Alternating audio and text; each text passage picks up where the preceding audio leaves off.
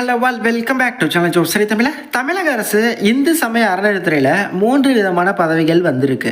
இதை பொறுத்தவரையும் எழுத்து தேர்வு இல்லைங்க, நேர்காணல் மூலமாக எடுக்கிறாங்க. முதல் மாத சம்பளம் 25,000 அப்படிங்கிறதையுமே சொல்லியிருக்காங்க. என்ன மாதிரியான பதவி, யாரெல்லாம் அப்ளை பண்ணலாம், எங்கேருந்து வந்திருக்கு, எல்லாத்தையுமே டீட்டெயிலாக நான் இந்த வீடியோவில் சொல்கிறேன். இது போன்ற ஃப்ரீ ஜாப் அப்டேட்ஸை குயிக்காக தெரிஞ்சுக்க நம்ம சேனலை சப்ஸ்கிரைப் பண்ணிக்கோங்க.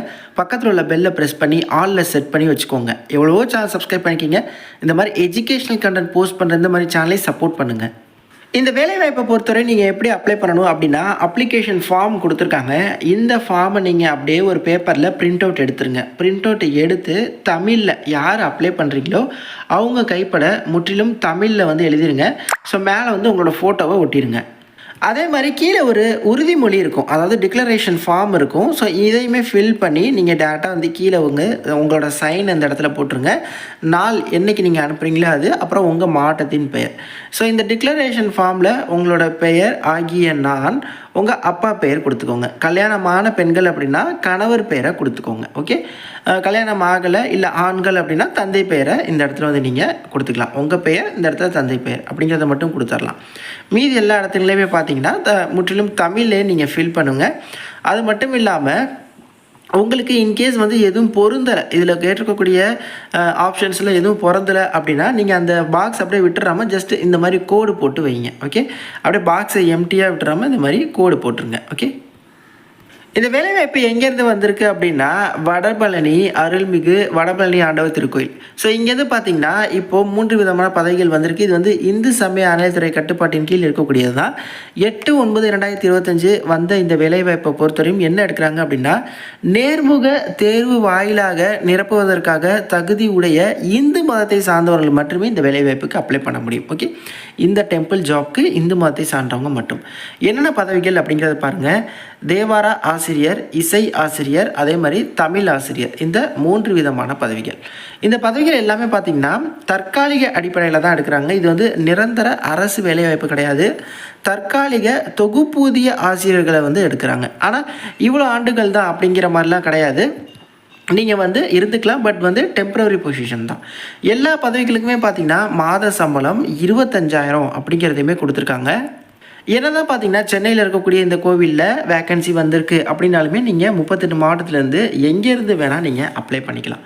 என்ன ப்ரோ அப்படின்னா, சென்னை வடபழனி அருள்மிகு வடபழனி ஆண்டவர் திருக்கோயில் நிர்வாகத்தின் கீழ் புதிதாக தொடங்கப்பட உள்ள ஓதுவர் பயிற்சி பள்ளி. ஸோ இந்த மாதிரி ஒரு பள்ளி, ஓதுவர் பயிற்சி பள்ளி தொடங்குறாங்க. அதுக்கு தேவையான ஆசிரியர்கள் எடுக்கிறதுக்கு தான் இந்த வேலைவாய்ப்பு விளம்பரத்தை இவங்க ரிலீஸ் பண்ணியிருக்காங்க. இந்த பதவிக்கான கல்வி தகுதி என்ன அப்படிங்கிறத பார்த்துடலாம். ஸோ முதல் பதவி தேவார ஆசிரியருக்கு கல்வி தகுதி சமய நிறுவனங்கள் அல்லது அரசு நிறுவனங்கள் அல்லது அது போன்ற ஏதோ ஒரு நிறுவனங்களில் நீங்கள் 3 ஆண்டு 12 திருமுறை அப்படிங்கிற பாடப்பிரிவை முடித்தவராக இருக்கணும். இசை ஆசிரியர் அப்படின்னா நீங்கள் கல்வி தகுதியாக குரல் இசையில் 3 வருட பட்டயப்படிப்பு முடித்தவங்களாம் இருக்கணும். பட்டய படிப்புனா டிப்ளமோ. அதே மாதிரி தமிழ் ஆசிரியர் அப்படிங்கிற இந்த பதவிக்கு கல்வி தகுதியாக தமிழில் இளங்கலை பட்டப்படிப்பு முடிச்சிருக்கணும் மற்றும் இளங்கலை கல்வியல் பட்டப்படிப்பும் நீங்கள் முடிச்சிருக்கணும். அதாவது டிகிரி இளங்கலை பட்டப்படிப்பு தமிழ்லையும் ப்ளஸ் பிஎடும் கேட்குறாங்க, இளங்கலை கல்வியல். ஓகே, தகுதி மற்றும் இதர விவரங்கள் எல்லாத்தையுமே இவங்களோட அஃபிஷியல் வெப்சைட்டான வடபழனி ஆண்டவர் .hrc.tn.gov.in அஃபிஷியல் வெப்சைட். ஸோ இதற்கான அப்ளிகேஷன் ஃபார்ம் இருக்குது. அதை நீங்கள் விண்ணப்ப படிப்பு நான் கீழே இருக்குது, அதை நீங்கள் ஃபில் பண்ணி தேவையான ஆவணங்கள் அதிலே மென்ஷன் பண்ணியிருப்பாங்க. அதோட ஜெராக்ஸ் எல்லாத்தையுமே நீங்கள் இணைச்சிடணும். ஓகே, இணைச்சு உரிய தகுதி சான்றுகளோட நேரடியாகவோ இல்லை தபால் மூலமாகவோ நீங்கள் அனுப்பிக்கலாம். இந்த கோவில் பக்கத்தில் நீங்கள் இருக்கீங்க, உங்களால் போக முடியும் அப்படின்னா நீங்கள் டேரெக்டாக கோயில் நிர்வாகம் அந்த ஆஃபீஸ்லேயே போய்ட்டு கொடுத்துடலாம். அதற்கான கடைசி தேதி வர 30/9. அப்படி இல்லைன்னா இங்கே விண்ணப்பங்கள் சேர வேண்டிய முகவரி கொடுத்துருக்காங்க. இந்த அட்ரஸ்க்கு நீங்கள் வெறும் நார்மல் தபால் மூலமாக அனுப்பி விட்டுருங்க.